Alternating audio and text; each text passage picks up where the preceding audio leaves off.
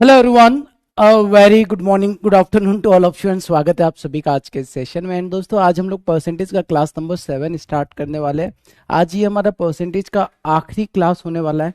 इसके बाद एक हम लोग कल जो क्लास करेंगे वो डीपीपी करेंगे। डीपीपी में हम लोग क्या करेंगे, जितने भी क्वेश्चन आपको लेवल वाइज दिए सारे के सारे सॉल्व करेंगे। एंड मेरे ख्याल से आप लोगों से ना लेवल 1 के क्वेश्चन बने होंगे, लेवल 2 के सवाल भी बने होंगे, शायद लेवल 3 के क्वेश्चन नहीं बने होंगे परसेंटेज में। एम आई राइट? अच्छा, पहले वो तो बात में बात हो कि सही है या गलत है। पहले तो ये बताओ, डीपीपी पीडीएफ कितने बच्चों ने सॉल्व किया है, कोशिश की है, ट्राई किया है कि सर दिखते बनते नहीं बनते? ट्राई किया था या नहीं किया था? ईशु, संजना, सगुन, श्वेता, रीमा, अंकित, सारे बच्चे कमेंट करेंगे। डीपीपी वाले सवाल आप सभी ने ट्राई किए थे या नहीं किए थे? क्योंकि देखो, ट्राई करोगे ना तो मजा आएगा क्लास में। सर कल का, हाँ बेटा, कल का होमवर्क डिस्कस कर लेंगे। प्रणाली पाटिल का सर प्लीज, अरे प्लीज के आगे बोलो क्या है? पीछे जो बोला वो चला गया ऊपर। ट्राई किया था, पूरा नहीं किया, ठीक है। तो एक काम करना दोस्तों, छोटी सी मेरी बात मानना, आज है ना डीपीपी पीडीएफ को ट्राई करना पूरा। उसमें 50 क्वेश्चन है, 50 के 50 क्वेश्चन ट्राई करना। नहीं बनते कोई बात नहीं, बट है ना, आप अगर उसको ट्राई करोगे तो आपको लैंग्वेज क्लियर होगा। और arithmetic is all about language. अगर आपको लैंग्वेज क्लियर है तो सवाल को समझने में कोई टाइम नहीं लगेगा। जैसे कुछ क्रांतिकारी बोलते हैं ना, सर 55 कहां से आ गया, सवाल पढ़ेंगे नहीं। बात को समझना, अगर आपको लैंग्वेज ही क्लियर नहीं है तो कहां से आ जाएगा सवाल? तो एटलीस्ट आप ट्राई करके आना, और ट्राई करके जब आएंगे ना तो आपकी लैंग्वेज क्लियर रहेगी, और लैंग्वेज क्लियर रहेगी तो कल हम लोग है ना ट्राई करेंगे। 1.5 घंटा 2 घंटा लग सकता है, मतलब कल 50 क्वेश्चन पूरे सॉल्व करेंगे। टाइम जितना भी लगे डजेंट मैटर। 1 घंटा लगता है, 1.5 घंटा लगता है, 2 घंटे लगते हैं। बट डीपीपी पीडीएफ को कंप्लीट करने का फायदा ये होगा कि सर हम लोग 50 क्वेश्चंस का प्रैक्टिस और कर चुके होंगे, जिससे आप लोगों की लैंग्वेज में, आप लोगों की अप्रोच में इंप्रूवमेंट होगा। ठीक है, ओके। तो सारे बच्चे ट्राई करके आना। बनता है ठीक है, देखो नहीं बना तो परेशान मत होना, अरे सर हमसे नहीं बन रहा। नहीं बनेंगे बहुत सारे क्वेश्चन। मैंने आपको बोला ना, लेवल 3 आपसे नहीं बनेगा अभी, क्योंकि लेवल 3 मेंस है और मेंस वाला पार्ट अभी हम नहीं पढ़ रहे हैं। अब आप बोलेंगे सर मेंस वाला पार्ट भी परसेंटेज के साथ पढ़ा दो, नहीं पढ़ सकते बेटा। परसेंटेज खुद में एक बहुत बड़ा चैप्टर है, और इसके साथ अगर मैं मेंस को कोलैप्स करके पढ़ूंगा ना, तो मेंस वाले कंटेंट में रेशियो का यूज होता है जो अभी आपको आता नहीं है, प्रॉफिट एंड लॉस का यूज होता है जो अभी आपको आता नहीं है। दैट्स वाई हम लोग है ना प्री और मेंस को साइमल्टेनियस नहीं पढ़ सकते हैं। बट डीपीपी में जो मेंस के क्वेश्चन मैंने रखे वो मैं आपको सॉल्व करवा दूंगा। एंड एक छोटी सी रिक्वेस्ट है, कल हम लोग जब क्लास करेंगे ना डीपीपी वाली, तो वो ऐसी रहेगी जिसमें मैं आप लोगों के साथ कम्युनिकेशन नहीं करूंगा। आप बोलेंगे रिपीट, तो मैं रिपीट नहीं करूंगा। आप पूछेंगे क्यों सर? मैं इसलिए बोल रहा हूँ क्योंकि यार 50 क्वेश्चन करने में, जिसमें मेंस लेवल की क्वेश्चन भी है, अगर उसको मैं रिपीट करते करते पढ़ाते गया ना तो आई थिंक 3-4 घंटे लग जाएंगे। तो कल है ना मैं फटाफट स्पीड के साथ, क्योंकि सॉल्यूशन ऑलरेडी मैंने आपको पीडीएफ में दे रखा है, एक सॉल्यूशन आपके पास है, दूसरा सॉल्यूशन मेरा तरीका चाहते हैं कि सर आपके तरीके से बता दीजिए, तो कल की क्लास में मेरे तरीके से बता दूंगा। ठीक है, क्लियर है? कल कोई परेशान तो नहीं करेगा? प्लीज कल कोई भी परेशान ना करे। कल हम लोग ट्राई करेंगे कि सर ज्यादा से ज्यादा, मतलब सारे क्वेश्चन 2 घंटे के अंदर तो कम से कम कंप्लीट हो जाए, क्योंकि अगर रिपीट करने जाएंगे तो 2 घंटे से भी ज्यादा का टाइम लग जाएगा। एंड उस सेशन का मेन मोटिव यही है कि आप जब डीपीपी बना रहे हो, आपको डाउट आए, तो आप उस वीडियो को देखकर अपना डाउट क्लियर कर पाए। ठीक है, चलिए फिलहाल हम लोग स्टार्ट करते हैं परसेंटेज का। जैसा मैंने बोला ना, ये केवल आप ही लोगों के लिए किया जा रहा है। इसके पहले वाले बैचेस में मैंने इतना डीपीपी नहीं पढ़ाया, बट आप लोगों को इसलिए पढ़ा रहा क्योंकि ये मेरे को लगता है कि बच्चों से डीपीपी के क्वेश्चन नहीं बनते तो पढ़ना ही छोड़ देते हैं। तो मैं बिल्कुल नहीं चाहता कि आप भी ऐसा करें। इसलिए कल हम लोग थोड़ा सा साइलेंट होकर बैठेंगे, सारी चीजों को समझेंगे। कहीं पर चीजें अगर समझ में नहीं आई तो क्लास के ऐसा मत करना, रिपीट रिपीट, यहाँ तो मैं रिपीट कर देता हूँ, वहां नहीं करूंगा। आप वीडियो को पीछे करके देख लेना। ठीक, चलिए। सो स्टार्ट करते हैं हम लोग आज के सेशन को। लास्ट सेशन में हमने इलेक्शन बेस्ड कॉन्सेप्ट पढ़ा था, इलेक्शन बेस्ड। ठीक है, एक क्वेश्चन मैंने होमवर्क के लिए दिया था, शायद आप लोगों ने नहीं बनाया होगा।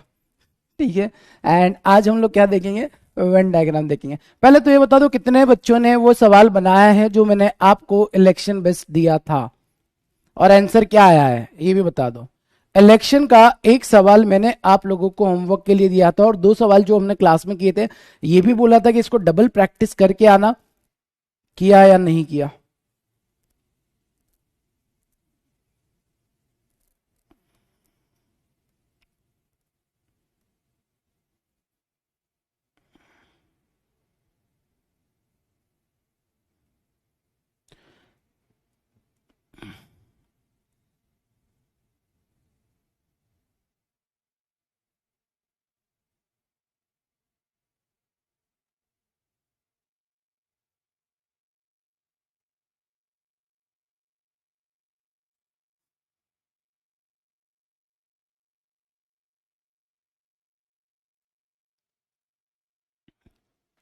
मे बी 2000 आएगा, नहीं बना, चलो देखते हैं, आ जाओ, प्रैक्टिस किया था बहुत अच्छा। मेरे को ना बहुत अच्छी बात लगती है, आपका आंसर आया नहीं है कोई मैटर नहीं करता, आपने ट्राई किया, ये मेरे लिए बहुत है। ठीक है, आज ये सवाल को देखते हैं। यही वाला सवाल था मैंने जो दिया था, सवाल में ऐसा दिया था कि in an election P and Q were two candidates. 10% of voters listed on the voting list did not vote their vote.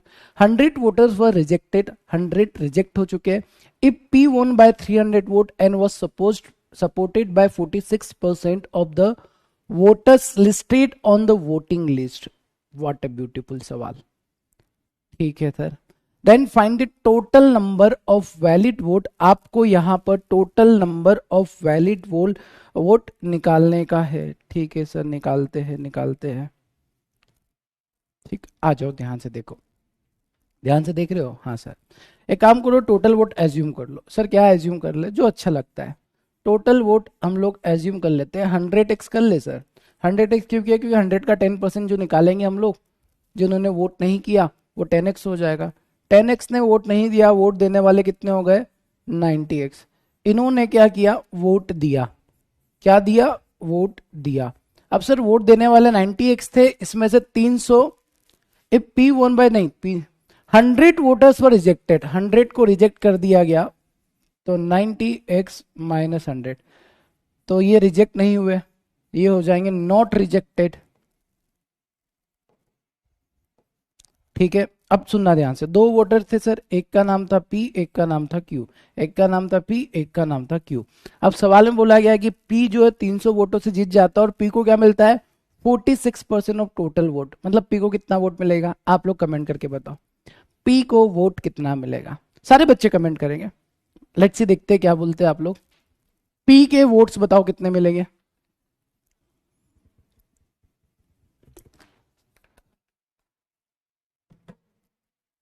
P को कितने वोट मिलेंगे? कुछ तो बोल। अरे पी के वोट बताओ बाबा, पी के वोट कितने होंगे? पी को कितना वोट देना चाहोगे? 46% ऑफ टोटल। अरे वाह, क्या बात है, बस यही सीखना था आप लोगों का ना। ये गलती नहीं की तो सवाल भी कुछ भी नहीं है। पी को कितना मिलेगा? 46% of total, that means 46x। अब बेटा एक बात बताओ, इतने वोट डाले गए, इसको इतने मिल गए, तो बचे हुए क्यू को मिलेंगे, am I right?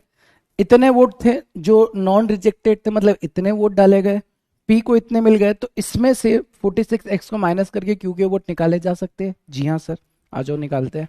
तो 90x माइनस 100 में से 46x को माइनस करेंगे तो क्यू के वोट आ जाएंगे।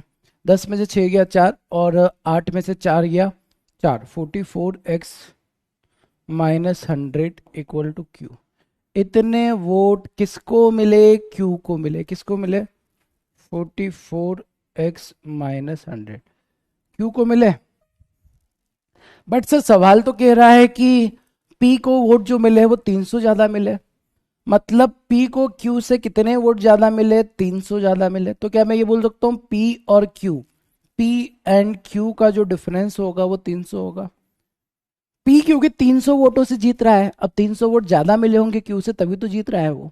इसका मतलब सर पी के वोट अगर 46x है, तो इसमें से हम लोग 44x माइनस 100 को माइनस करेंगे तो 300 आ जाएगा।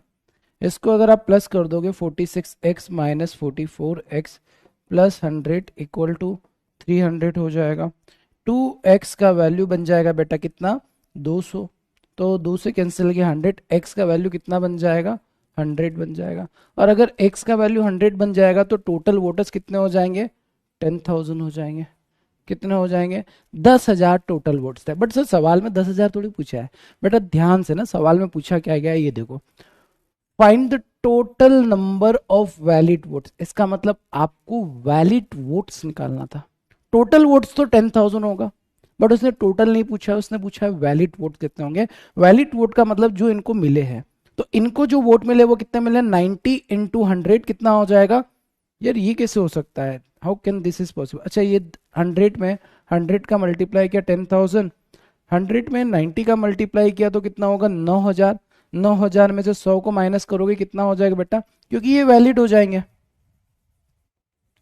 तो वैलिड वोट होंगे बेटा 90, उसमें 100 का मल्टीप्लाई माइनस 100 कितना हो जाएगा? 8,000।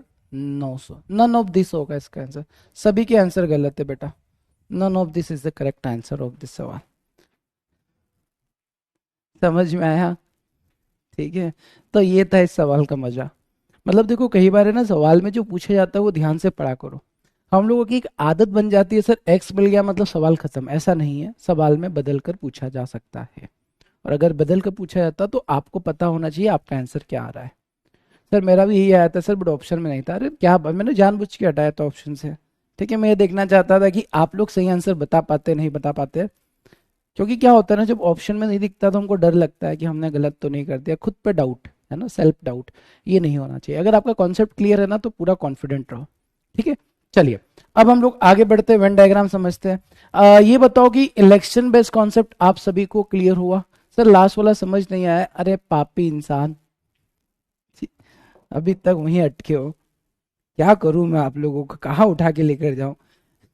हाँ, 100x टोटल वोट है, ऐसे कैसे समझ में नहीं आया यार?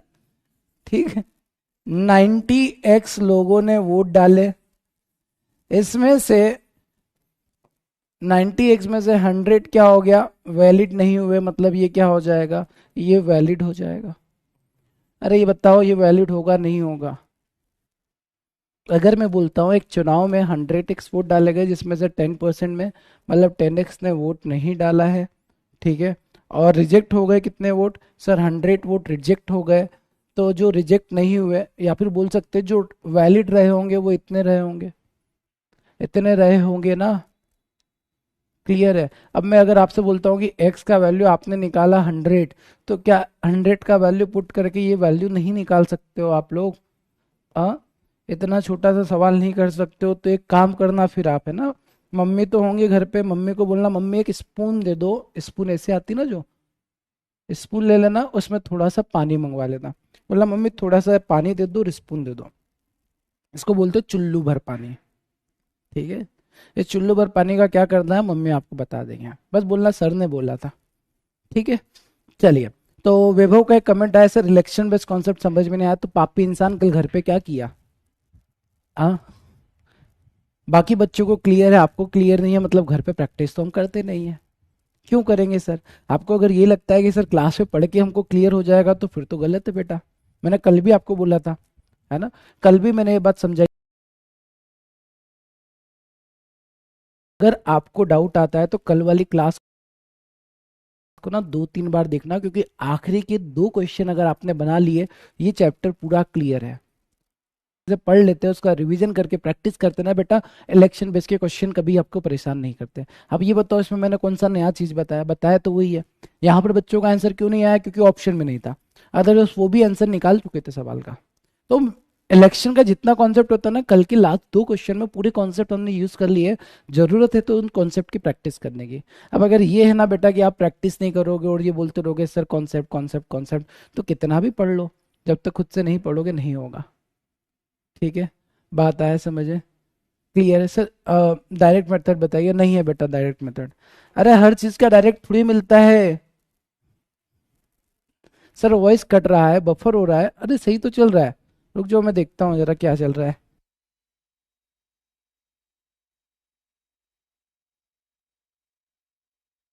क्या चल रहा है? वॉइस अटक रही है। अभी आवाज ठीक है? सर पटल में लेकर चलो हम लोगों को पाताल में, हाँ पाताल में लेके जाना चाहिए। ये बट यहाँ से बफरिंग तो, बफर भी हो रहा है ऐसा बोल रहे हैं। अब ठीक है सर, मासूम आ गए तो अब ठीक हो जाएगी वो तो। अब नॉर्मल हो गया ना बेटा? सर वाइट की बीमारी यहाँ भी आ गई। ठीक है, सुनो मेरी बात को बेटा, है ना, आप लोग है ना बहुत क्रांतिकारी। मेरे को एक बात बताओ, ये सवाल को बनाने के लिए 100 में से 10x या 90x में से 100 गया, बनाने के लिए कितना टाइम लगता है?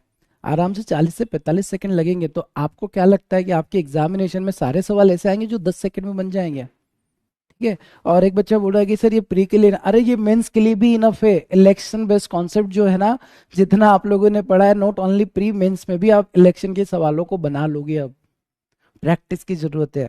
और यार ये ना थोड़ा बड़े हो जाओ, मैच्योर हो जाओ, थोड़ा तो मैच्योर हो जाओ। आपको क्या लगता है कि हर एक सवाल ऐसा होगा कि आपने देखा और तुरंत आंसर आ जाएगा?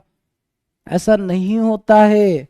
ये फिल्मों में होता है। फिल्मों में मतलब यूट्यूब पे छोटी छोटी ट्रिक बताकर आपको जो वीडियो बताए जाते हैं ना कि ये लो 10 सेकंड में आंसर आ जाता है। मैं खुद वीडियो अभी बना रहा हूँ ना, 1 सेकंड में कैलकुलेशन होता है कि 1 सेकंड में कैलकुलेशन नहीं होता है। तो बाहर निकलो, रियलिटी में आओ। आपको सवाल बनाने के लिए टाइम लगेगा तो लगेगा, कैलकुलेशन है तो है। आप उससे नहीं बच सकते हो। आप लोगों को तो मैं समझा समझा के थक चुका हूं यार, थोड़ा तो बड़े हो जाओ।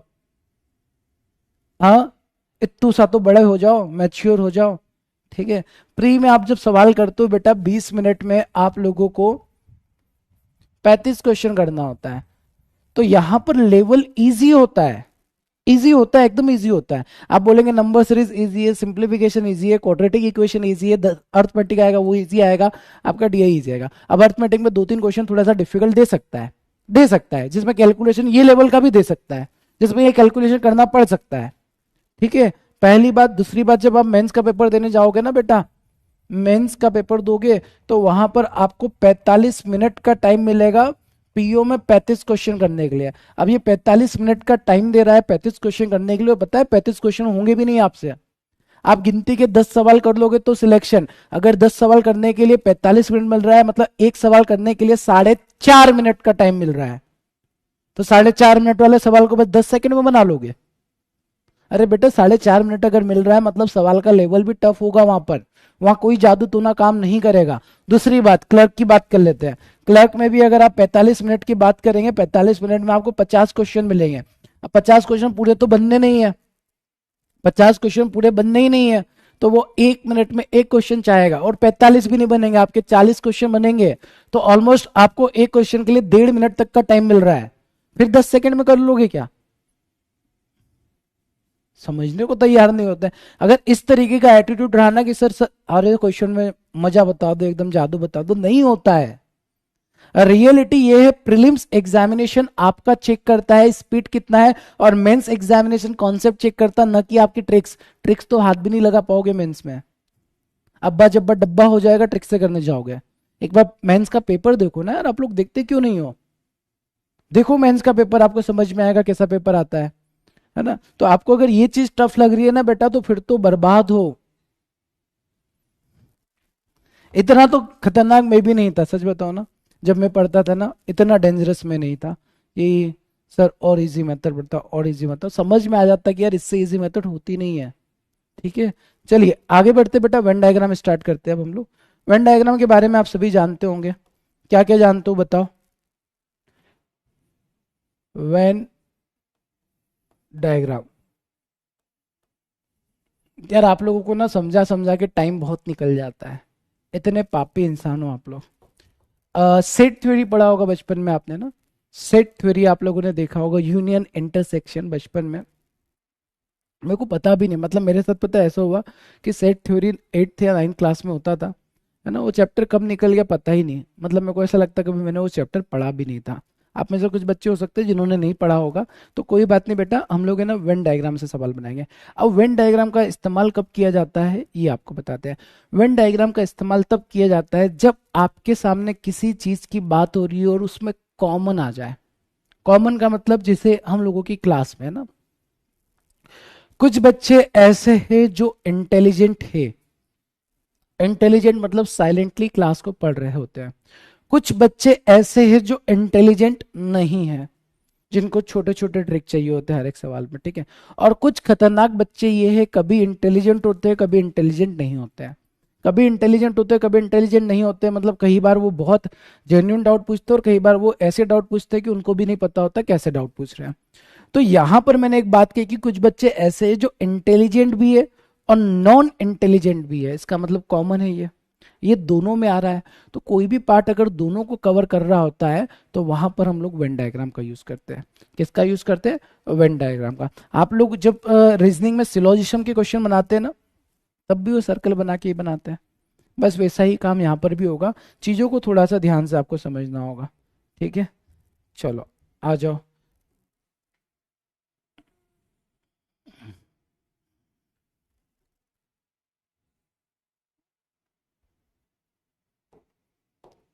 देखो ये वो बच्चे हैं और ये वो बच्चे हैं। ये वो बच्चे हैं जो प्रैक्टिस करते हैं डेली। ये वो बच्चे हैं जो प्रैक्टिस करते ही नहीं है कभी।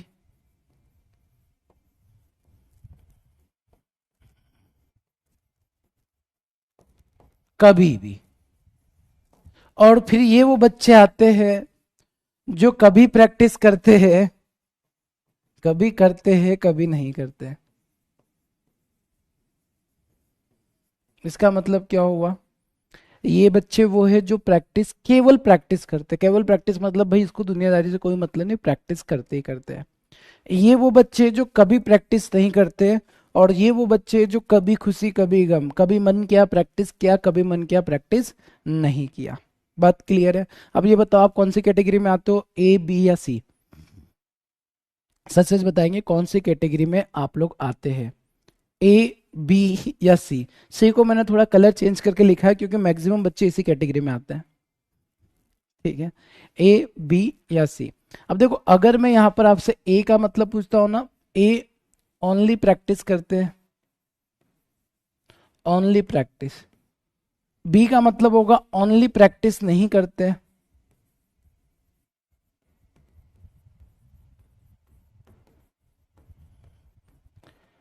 सी का मतलब हो जाएगा बोथ। बोथ का मतलब कभी प्रैक्टिस करेंगे कभी नहीं करेंगे, अपने मन के मुताबिक काम करते हैं। ठीक है, ये बच्चे मेरे को अच्छे लगते हैं, पता है, ये बच्चे अच्छे लगते हैं। ये बच्चे भी बहुत अच्छे लगते हैं, बट ये बच्चों से डर लगता है।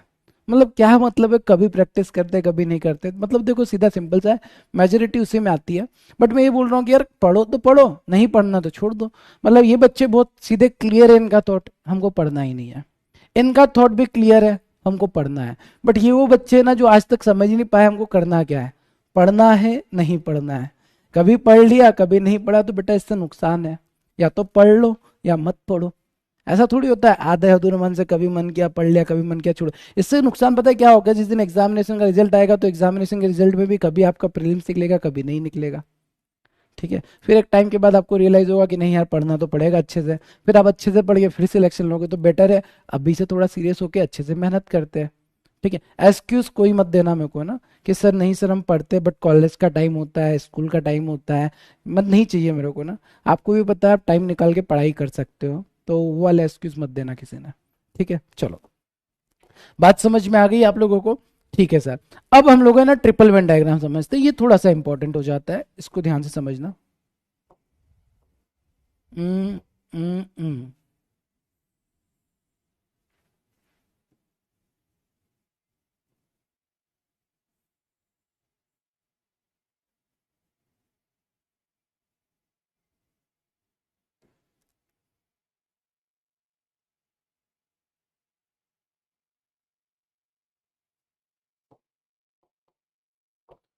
देखो यहां पर तीन टाइप के बच्चे हैं। एक इंग्लिश बोलते हैं, एक हिंदी बोलते हैं, एक उर्दू बोलते हैं। चलो आ जाओ। तो यहां पर मैंने कुछ नंबर्स दे देते, इसको अल्फाबेट के फॉर्म में लिख देते हैं। ये लिखा A B C D E F G. ठीक है, ए बी सी डी, हाँ सर कॉलेज, अरे मेरे को पता है बेटा, सब कुछ पता है आप लोग क्या बोलने वाले हो, इसलिए मैंने बोला कि कोई एक्सक्यूज नहीं चाहिए। ठीक है, जीवन में टाइम निकालना ना, जैसे मैं आपको बताता हूँ, सिंपल सी बात बताता हूँ। ठीक है, आप इसको कनेक्ट कर लेना। जैसे मैं भी कॉलेज में था ना, तो मैं बहुत काम करता था, मतलब मैं ना थोड़ा सा पार्ट टाइम जॉब भी करता था, कॉलेज भी करता था, है ना। पार्ट टाइम जॉब जो रहती थी वो पार्ट टाइम होती नहीं थी, 5-6 घंटे लग जाते थे, 6-7 घंटे कॉलेज में चले जाते थे, बट उसके बाद रात को अगर किसी से बात करना हो ना बेटा, तो आराम से 3-4 घंटे का टाइम मिल जाता था।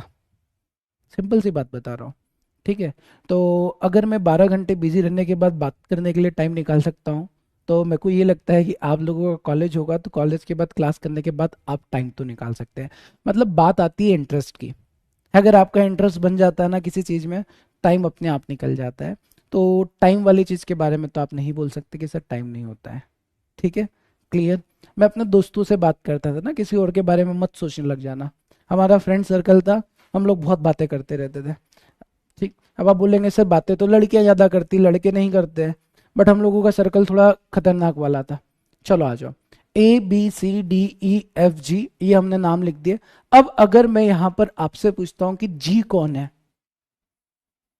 जी कौन है, कौन है जी, जी के बारे में क्या बताएंगे आप लोग? जी कौन से बच्चे होंगे हिंदी इंग्लिश उर्दू में, है ना? जी कौन होगा? जी कौन होगा? मल्टी टैलेंटेड है, ओके। ठीक।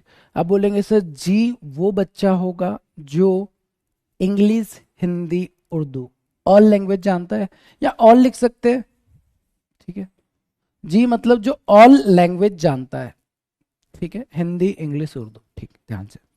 इसके बाद में अगर आपसे पूछता हूं कि बताओ ए कौन होगा, ए के बारे में बता दो। ये छोटे छोटे से कॉन्सेप्ट बहुत इंपॉर्टेंट है बेटा, ना ध्यान से पढ़ना, क्योंकि एक में भी छोटी सी गलती, जैसे अभी आप गलती करोगे पूरा वन डायग्राम गलत हो जाता है।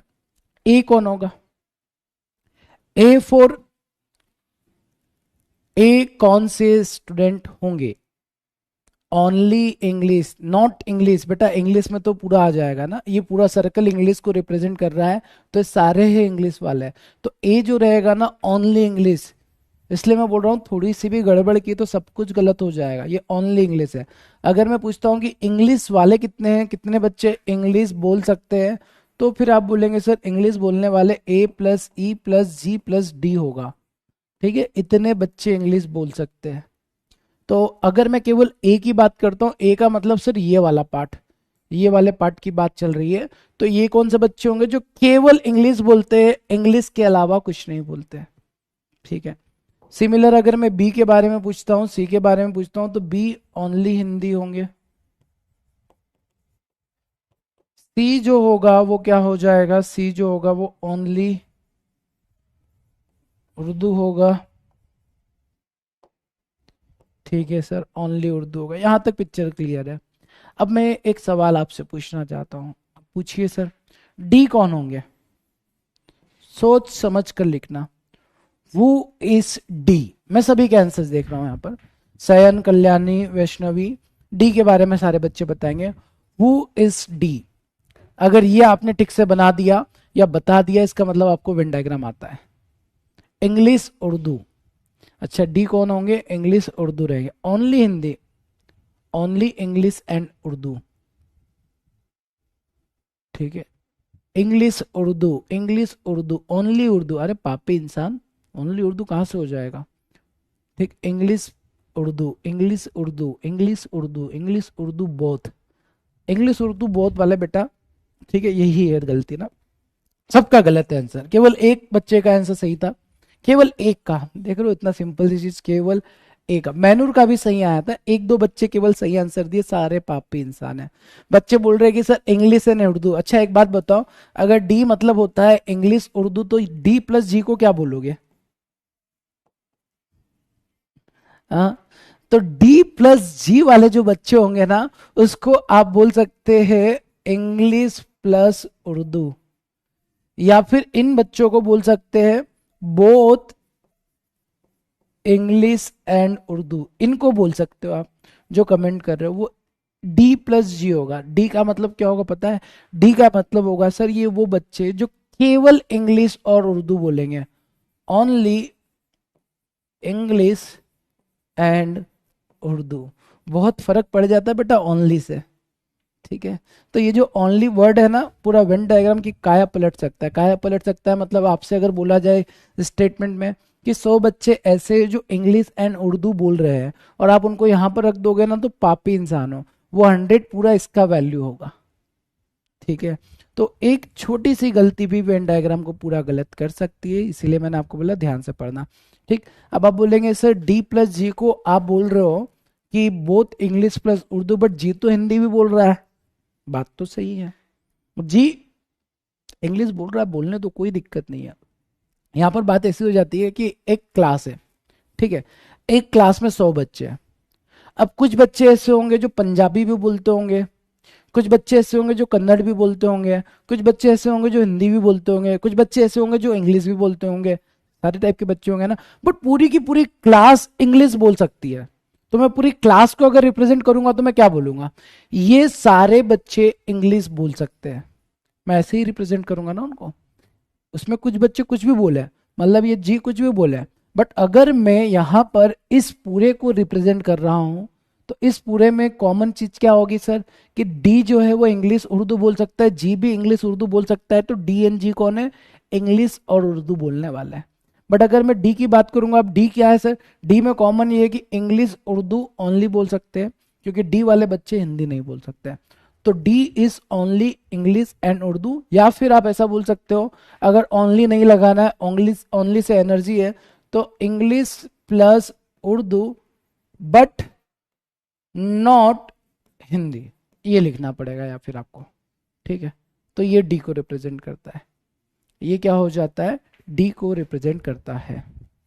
ठीक है, और टीचर जापानीज बोलेगा। बहुत शानदार बेटा। क्या ये कॉन्सेप्ट क्लियर है सभी को?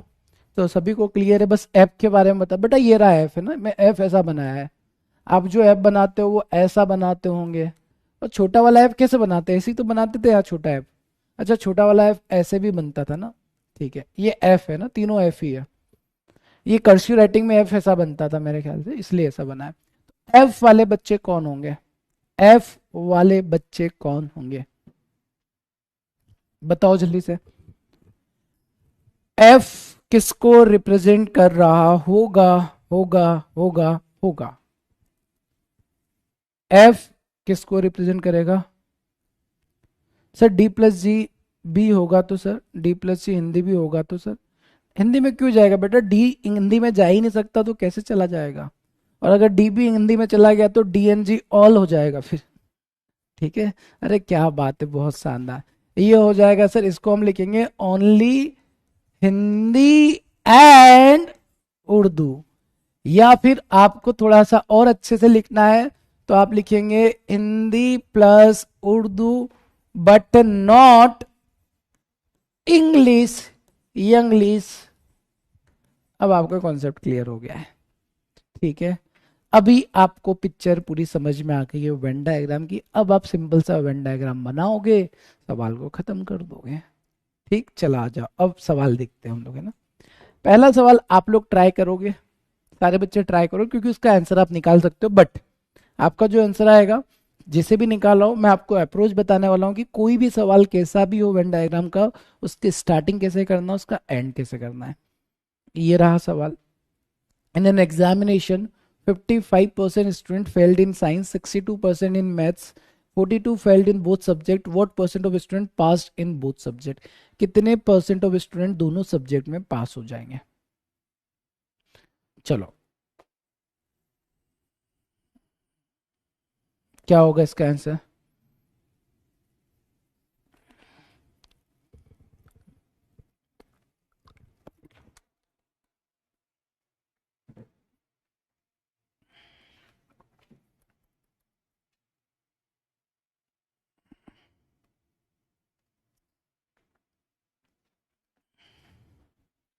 सर ई के लिए क्या बोलेंगे, अरे पापी इंसान, अब तो खुद से कुछ कर सकते हो ना। बी ओनली इंग्लिश और हिंदू हो जाए, हिंदी हो जाएगा।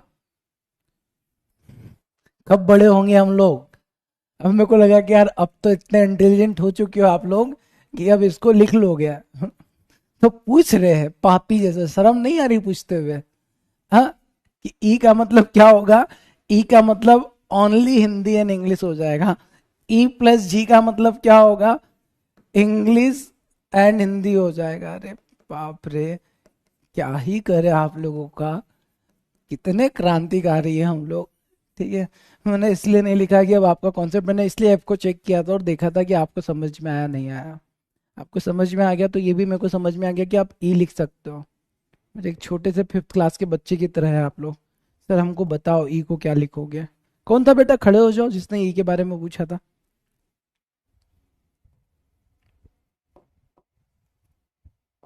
चलो बेटा आ जाओ, ध्यान से ना। सबसे पहले आप क्या करोगे, ऐसा एक रेक्टेंगल बना लेना, बनाना नहीं है, केवल आपको एक्सप्लेन करने के लिए मैंने लिखा है, ठीक है।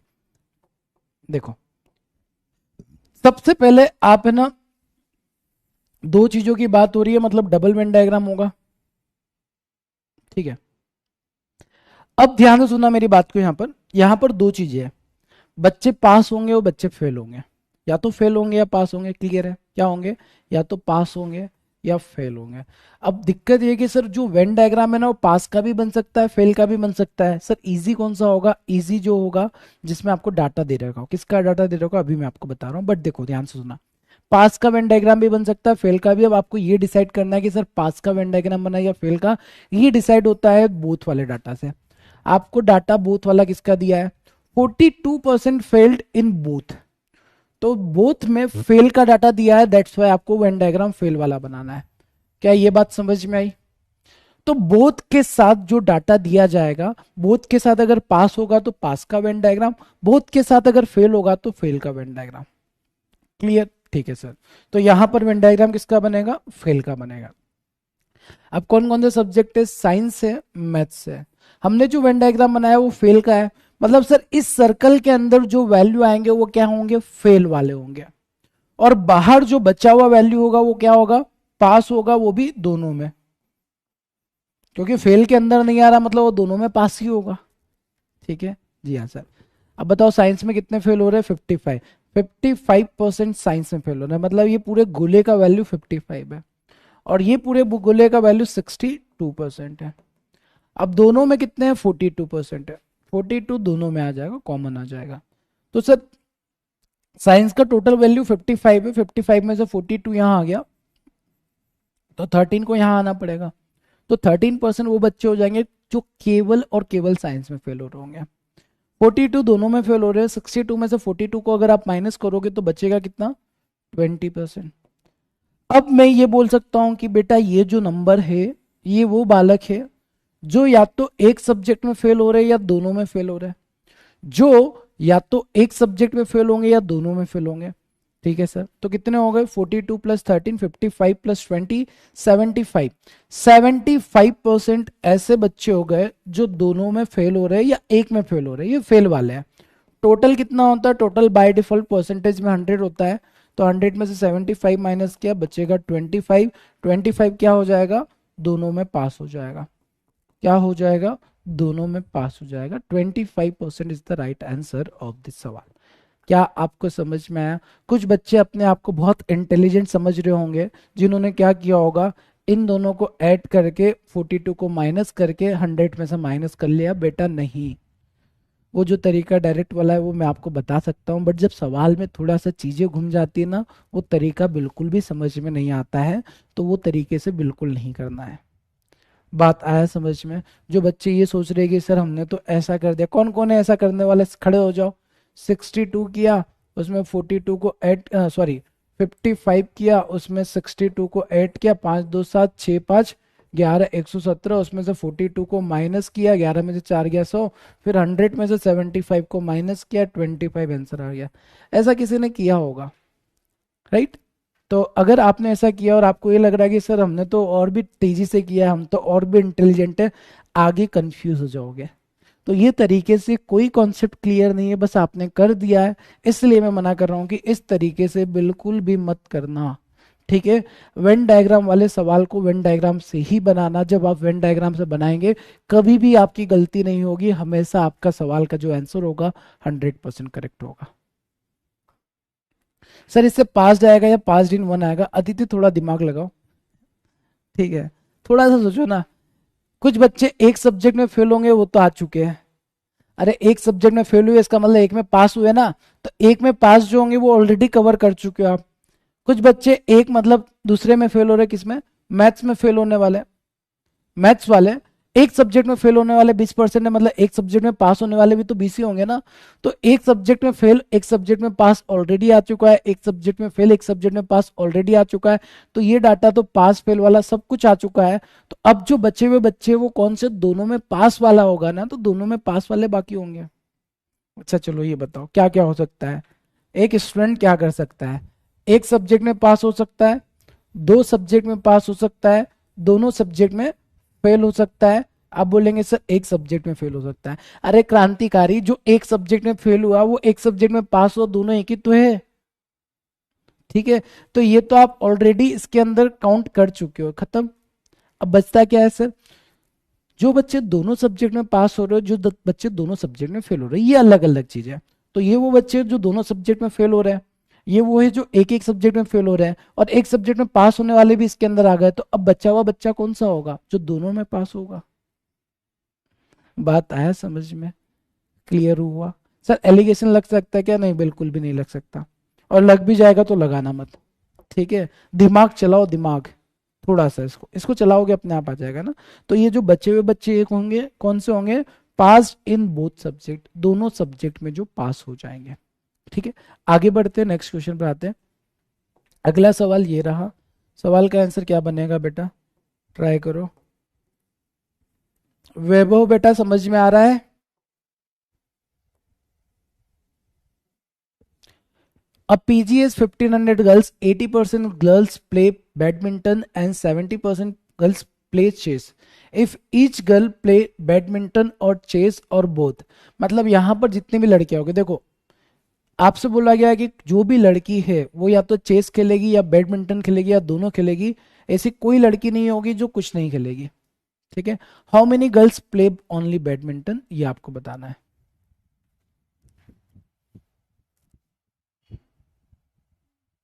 सर दिमाग चलाने के लिए क्या करें, दिमाग को चलाओ। ठीक है, आप जैसे बोलोगे गाड़ी चलाने के लिए क्या करें, गाड़ी को चलाओ। ठीक है, और दिमाग चलाने का सिंपल सा फंडा होता है, सोचना स्टार्ट करो। आप केवल ये सोचते हो सर बताएंगे तभी हम करेंगे, तो फिर दिमाग कभी चलेगा ही नहीं।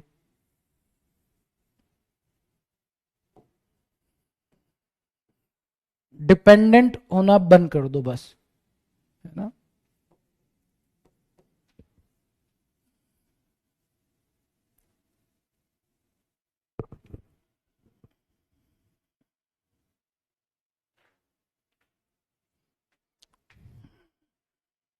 चलो आ जाओ, देखो देखो, ये गोले के अंदर जितने भी नंबर आएंगे वो टोटल 100% होगा। टोटल गोला इक्वल टू 100% होगा। सर ये 100% क्यों होगा, बाहर कोई वैल्यू नहीं आएगा, नहीं, क्योंकि क्वेश्चन में मेंशन किया गया है ईच गर्ल्स प्ले बैडमिंटन और चेस और बोथ, या तो बैडमिंटन खेलेगी या चेस खेलेगी या दोनों खेलेगी।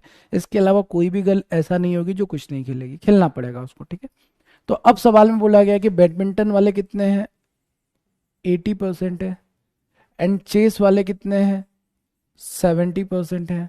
ठीक है, अब एक बात बताओ, आप बोलेंगे सर इस टोटल गोले का वैल्यू जो है वो है 100%। ठीक है, जबकि हम 80 और 70 को ऐड कर रहे हैं तो 150 हो रहा है। 150 हो रहा है, मतलब 50 ज्यादा कहाँ से आ रहा है, 50 ज्यादा यहाँ से आ रहा है कि ये जो कॉमन वाले बच्चे होंगे ना वो 50% होंगे।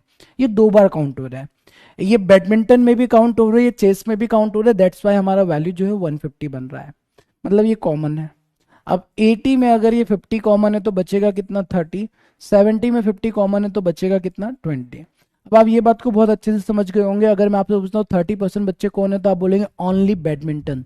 मैं आपसे पूछता हूँ कि 20% कौन है, ओनली चेस। सवाल में क्या पूछा है, how many girls play only badminton, only badminton वाले 30% है, टोटल बच्चे कितने हैं सर, 30% ऑफ 1500। डबल जीरो से डबल जीरो कैंसिल हो गया, तो 15 तिया 45, 450, 450 इसका आंसर आ जाएगा। Option B is the correct answer of this सवाल। तो बेटा यहां पर ध्यान से सुनना, यहां पर क्लियरली बोला गया है कि ऐसी कोई लड़की नहीं होगी जो कुछ नहीं खेलेगी। तो दैट्स वाई यहां पर जो बाहर वाला वैल्यू है ना वो 0 है, तो सर्कल का जो टोटल वैल्यू होगा 100। इसके पहले वाले सवाल में देखोगे तो ऐसा नहीं हुआ है, हमारा बाहर भी परसेंटेज वैल्यू रखा गया था, क्योंकि पास का और फेल का अलग अलग कॉम्बिनेशन दे रखा है। यहाँ पर डू नॉट प्ले वाली एक भी बालिका नहीं है, तो उसको 0 रखेंगे। ठीक है, क्लियर, चलो एकदम चकाचक क्लियर है। तो अगले सवाल पर आते हैं। In an examination 70% of candidate passed in GK, 60% of candidate passed in SS, but 15% failed in both this subject. If 1350 candidates passed in both subject, find the number of candidates who appeared for the examination. Number of candidate जो examination में appear हुए वो कितने होंगे, मजेदार सवाल है बेटा, ध्यान से करेंगे। वेन डायग्राम, सर बाहर वाली वैल्यू को क्या बोलते हैं?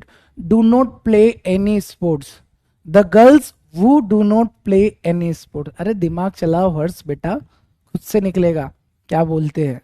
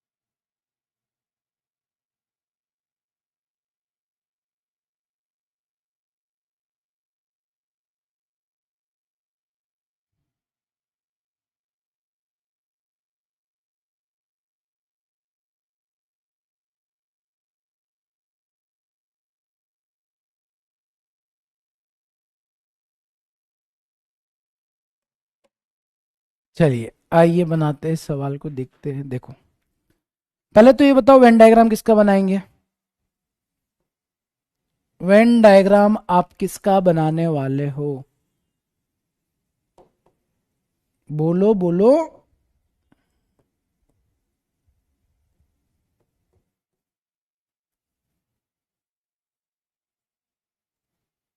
वो कौन सी मूवी थी यार, गोपी टेल मी, ऐसा कुछ करती थी वो, और फिर बच्चा बोलता था मेरे दो दो बाप।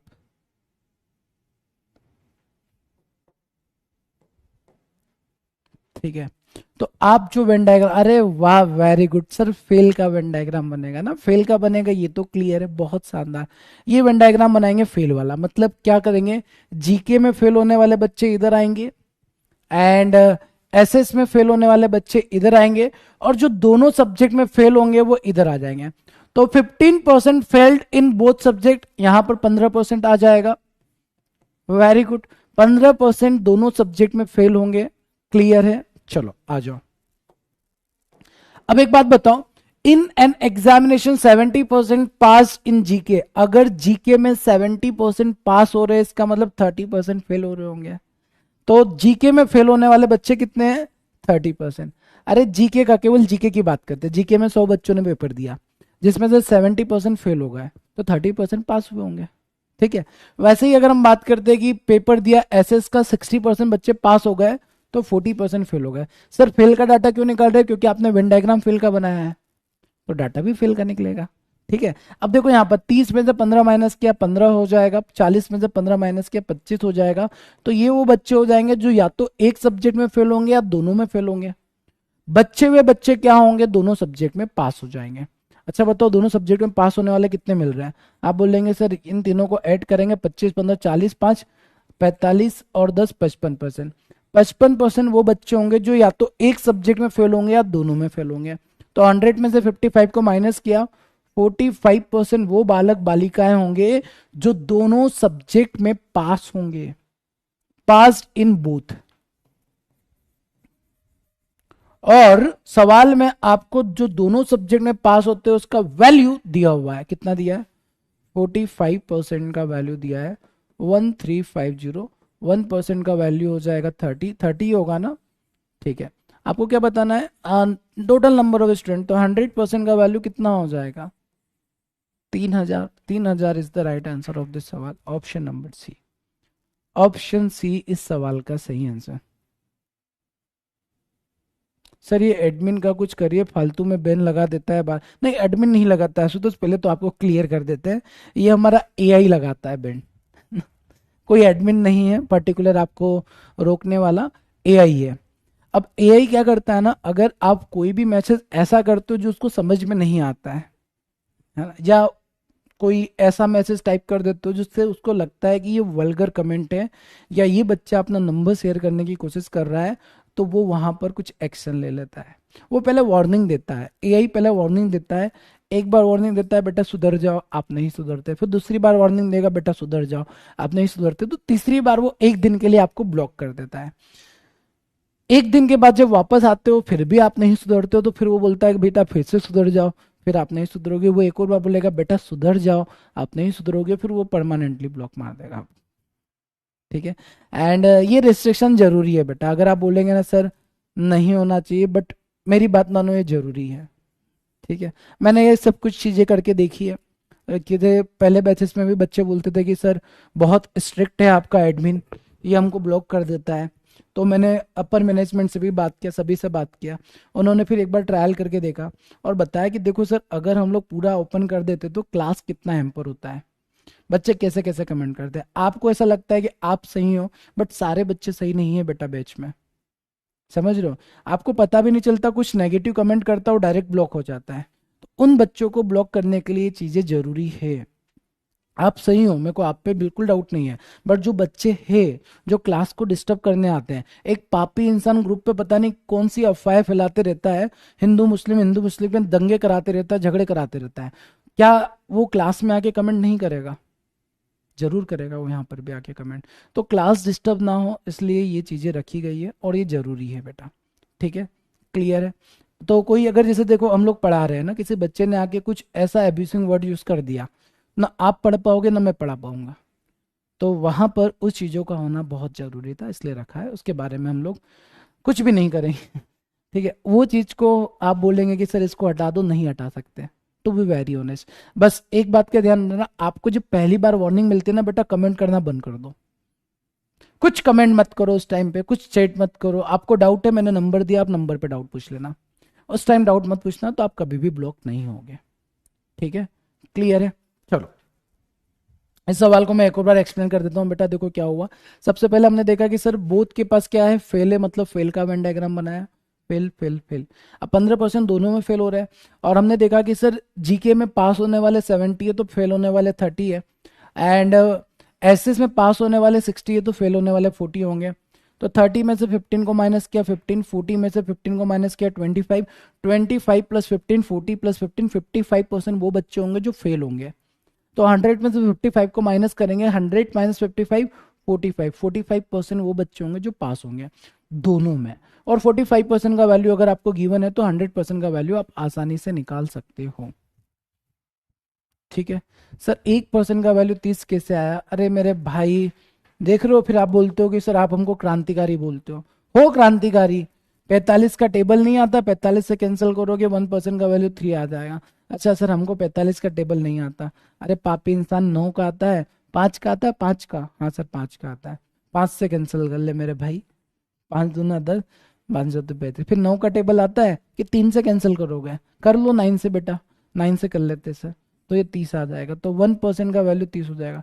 कितने घंघोर पापी इंसान है ना यहाँ पर। मतलब क्या कॉपी पेन थोड़ा चला के देखते अपने आप पता चल जाता, चलाओ तो सही उसको। हाँ, जय श्री राम। चलो आगे बढ़ते हैं, नेक्स्ट क्वेश्चन देखते हैं। अगला सवाल ये रहा, इस सवाल का आंसर क्या होगा ये आपको बताना है।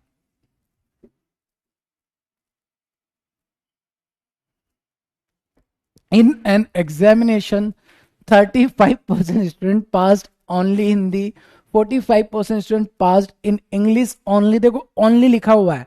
If none of the student failed in both the subject, कोई भी स्टूडेंट दोनों सब्जेक्ट में फेल नहीं होगा। अगर कोई भी स्टूडेंट दोनों सब्जेक्ट में फेल नहीं होगा तो जितने भी होंगे या तो पास होंगे या दोनों में पास होंगे। ठीक है, and number of students who failed in only English are 42, then find the number of students who failed in Hindi only। what a beautiful सवाल, बताओ क्या बनेगा इसका answer.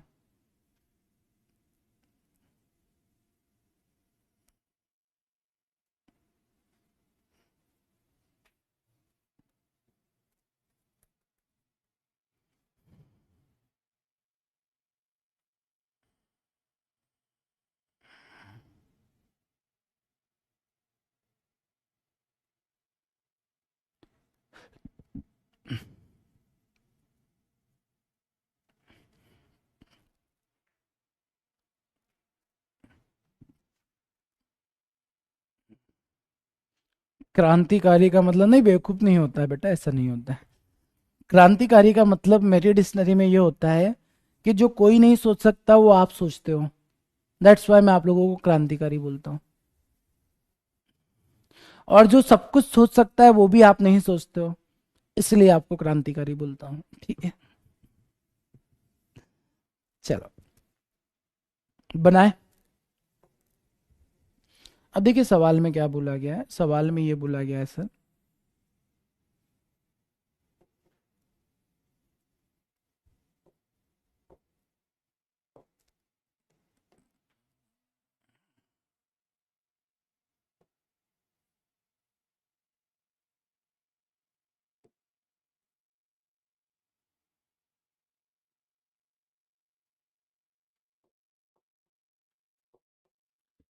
In an examination only Hindi वाले कितने 35, ये हमने हिंदी वाला लिख दिया 35 only Hindi. And only English वाले कितने हैं, ओनली इंग्लिश। अच्छा ओनली क्यों लिखेंगे यहाँ पर, हम लोग केवल ये लिखते हैं।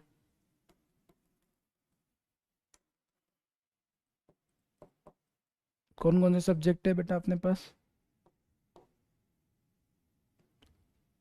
हिंदी है और इंग्लिश है, ठीक है। तो हिंदी का पूरा सर्कल है, बस ओनली का वैल्यू दे रखा, तो ओनली 35 यहाँ पर आ जाएगा। एंड इंग्लिश में भी आपको दे रखा है 45% ओनली। और बाहर जीरो बच्चे होंगे, जीरो बच्चे मतलब आपसे बोला गया है कि if none of the student failed in both subject, ये पास वाला है, पास के बाहर जो आता है वो दोनों में फेल वाला होगा, और दोनों में फेल होने वाले जीरो है। मतलब सारे के सारे 100% बच्चे यहीं पर मिलेंगे, 100% बच्चे गोले के अंदर होंगे। सर गोले में 45 हो चुका, 35 हो चुका, 40 3 4 3 7 और एक 8, 80 हो चुका, तो 20% यहाँ पर आएंगे, क्योंकि इसका सम 100 होना चाहिए। और ये सम 100 तभी होगा जब आप बीच में 20 रखोगे, ठीक है। बीच में आप क्या रखोगे, 20 रखोगे, तभी आपका सम 100 बनेगा, ठीक है सर। ठीक, चलो अब आपसे क्या बोला गया है, आपसे बोला गया है number of student who failed only English are 42, ठीक है। ओनली इंग्लिश में फेल होने वाले बच्चे कितने होंगे, ओनली इंग्लिश में फेल होने वाले बच्चे कितने होंगे, कितने होंगे, कितने होंगे। सर समझ नहीं, समझ आया, अरे मैंने कुछ समझाया नहीं इसमें, जो सवाल में दिया वो लिखा है। Literally to be very honest, इसमें मैंने कुछ समझाया है क्या आप लोगों को, जो समझ में नहीं आया। मेरे को ये समझाओ कि आपको समझ में क्यों नहीं आया। मानस खड़े हो जाओ बेटा, खड़े हो जाओ, ठीक है। सवाल के अंदर दिया गया है number of student who failed only English, English में ओनली फेल होने वाले, पास होने वाले बच्चे ना, none of the student failed in both subject and number of student failed in only English is 45, ठीक है। तो अगर 45 और 20, 45 और 20 कितना होता है 55 और 65, 65% बच्चे इंग्लिश में पास हो रहे हैं, 45 प्लस 20 मतलब 65% पास हो रहे हैं, तो 35% फेल हो जाएंगे। एंड 35% का वैल्यू जो है वो 42 दिया है, 7 से कैंसिल किया, 5% का वैल्यू 6 हो जाएगा। अब अगर 5% का वैल्यू 6 होता है, 7 से कैंसिल किया मेरे भाई, नहीं तो पूछेंगे सर 5% का वैल्यू 6 कैसे आ गया। अब आपसे पूछा find number of student failed in Hindi only, Hindi only में फेल होने वाले 35% है, मतलब 7 का मल्टीप्लाई बोथ साइड करना पड़ेगा। सर 7 का मल्टीप्लाई अगर हमने कर दिया, ठीक है, 7 का मल्टीप्लाई कर दिया तो 35% का वैल्यू आ जाएगा, 35% का वैल्यू कितना आ जाएगा 42 आ जाएगा, और आपको यही निकालना था। Then find the number of student failed in Hindi only, failed in Hindi only 42 हो जाएगा। क्या आपको ये समझ में आया, क्या आपको ये सवाल समझ में आया, बताओ कितने बच्चों को समझ में आया। प्यारा सुंदर सा तो सवाल था।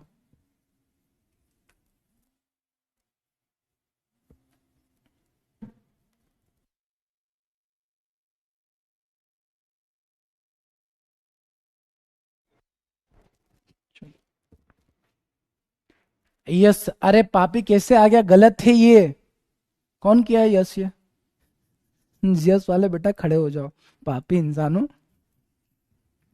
ऐसा तो नहीं डर की वजह से बोल देते कि यस सर आ गया समझ में, आपने गलत किया है।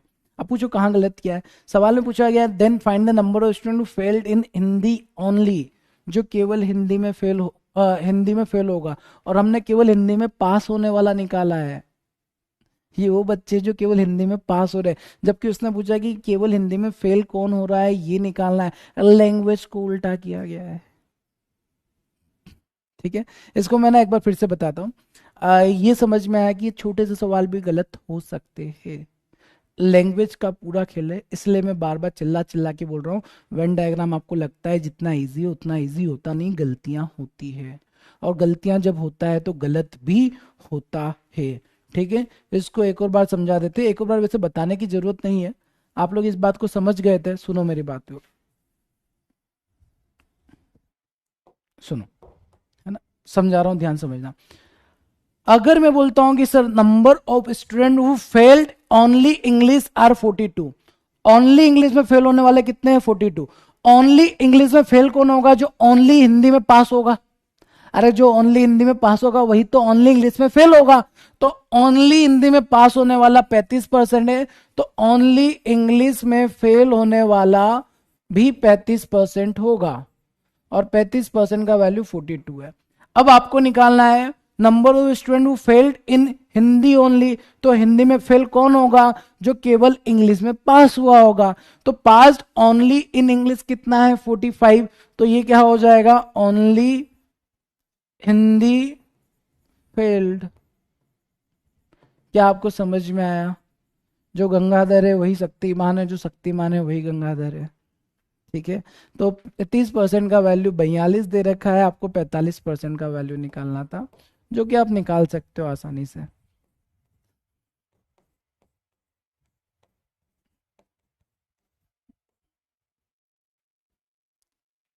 क्लियर हुआ? मैं एक और बार इसको एक्सप्लेन कर दूंगा, बट बहुत से बच्चों को एकदम समझ में आ भी गया होगा, जिनको नहीं आया वो एक और बार सुनना बात को ध्यान से। ठीक है, देखो ये डायग्राम में हो क्या रहा है बेटा, आपको ना दो चीजें दी गई है। 35% ओनली हिंदी में पास होते हैं, 35% ओनली हिंदी में पास होते हैं। ठीक है, and 45% only English, 45% only English pass हो रहे हैं। तो क्या मैं ऐसा बोल सकता हूं बेटा कि जो ओनली हिंदी में पास हो रहा है वो ओनली इंग्लिश में फेल होगा? बात सिंपल सी है। ठीक है, या जो इंग्लिश में फेल होगा, ये भी बोल सकते हैं, ओनली नहीं भी लगाएंगे चलेगा। तो जो हिंदी में पास होगा वो इंग्लिश में फेल हो रहा होगा, जो ओनली इंग्लिश में पास हो रहा है वो हिंदी में फेल हो जाएगा। क्या इतनी सी बात आपको समझ में आई या नहीं? क्योंकि दोनों सब्जेक्ट में फेल होने का तो स्कोप ही नहीं है। ठीक है, दोनों सब्जेक्ट में फेल होने का स्कोप ही नहीं है। तो आप ओनली भी लगा दोगे तो भी चलेगा, ओनली नहीं भी लगाओगे तो भी चलेगा, सब कुछ चलेगा। तो मैं ये बोल सकता हूँ ना, जो केवल हिंदी में पास हो गया है, क्योंकि ये केवल हिंदी में पास हो रहा है, एग्जाम दोनों दिया है, हिंदी भी दिया है इंग्लिश भी दिया है, बट केवल हिंदी में पास हो रहा है, इसका मतलब वो इंग्लिश में फेल हो रहा है। इसने भी एग्जाम दोनों दिया है, 45% केवल इंग्लिश में पास हो रहा है, मतलब वो हिंदी में फेल हो रहा होगा। फिर इसके बाद जब हमने वेन डायग्राम बनाया, ठीक है, ऐसा डायग्राम बनाया, और फिर हमने देखा कि सर ओनली हिंदी में पास होने वाला, इंग्लिश में पास होने वाला, ये 35 है, ये 45 है, तो ये 20 आ जाएगा। कौन सा 20 आ जाएगा? ये वाले बच्चे 20 आ जाएंगे। फिर उससे भी फर्क नहीं पड़ता, आप अगर 20 नहीं भी निकालेंगे तो आप ये बोल सकते हैं ना कि सर एक डाटा दिया है, सवाल में क्या दिया है, number of student who failed in only English is 42। English में फेल होने वाले कितने हैं? 42, और ये वैल्यू कितना है? 35। 35% का वैल्यू कितना हो गया? 42। आपसे क्या पूछा गया है? Number of student who failed only Hindi. तो जो ओनली इंग्लिश में पास हो रहे हैं वो ओनली हिंदी में फेल हो रहे होंगे। दैट मीन्स आपको 45% का वैल्यू निकालना था। तो 45% का वैल्यू जब निकालोगे तो 42 इंटू 45 डिवाइड बाई 35, 7 से कैंसिल गया, 7 6 42, 5 से कैंसिल गया, 9 6 54, 54 हो जाएगा। 54 is the correct answer of this सवाल। 54 इस सवाल का सही आंसर बन जाएगा। बात सभी को समझ में आया? स्वाहा सवाल, मजा आया होगा आज के सेशन को करने में। ठीक है, अब कुछ सवाल आपको दे देते हैं। ये सवाल आपको खुद से बनाना है, इसका सॉल्यूशन मैं आपको नहीं बताने वाला हूँ। ठीक है, इसका सॉल्यूशन कल की क्लास में डिस्कस नहीं करेंगे, कल हम लोग डीपीपी पूरा डिस्कस करेंगे, है ना। डीपीपी के बाद अगर टाइम बचता है तो इस सवाल को करेंगे, या फिर ये सवाल को आपको खुद से अपनी मर्जी से खुद से बनाना होगा। एंड यस, आप बना सकते हैं, कॉन्सेप्ट को ध्यान से देखना। इसका आंसर मैं आपको बता देता हूँ बेटा एक बार ना, इस सवाल का जो आंसर है वो मैं आपको बता देता हूँ, ताकि आप चेक कर पाए कि आपने सही किया या नहीं किया। ठीक है, इस सवाल का जो सही आंसर होगा वो ऑप्शन नंबर डी होगा। क्या होगा? ऑप्शन डी होगा। ठीक है, चलो, तो आज के सेशन को हम लोग यहीं पर एंड करते हैं, बाकी हम लोग फिर मिलेंगे नेक्स्ट सेशन में। एंड कल डीपीपी डिस्कस होगा बेटा, 12 बजे नाश्ता करके आना, चाय कॉफी पीकर आना, क्योंकि 12 बजे के बाद क्लास कब तक चल सकता है, फिर 3 बजे के पहले तो खत्म करना पड़ेगा एनी हाउ मेरे को, क्योंकि 3 बजे मेरा एक और क्लास होता है। तो इसलिए कल खाना पीना नाश्ता करके आना, है ना, और टाइम पर पहुंच जाना। एंड प्लीज डीपीपी को एक बार देख कर बना कर आना। ठीक है, मिलते हैं नेक्स्ट सेशन में। Thank you so much, bye bye, take care.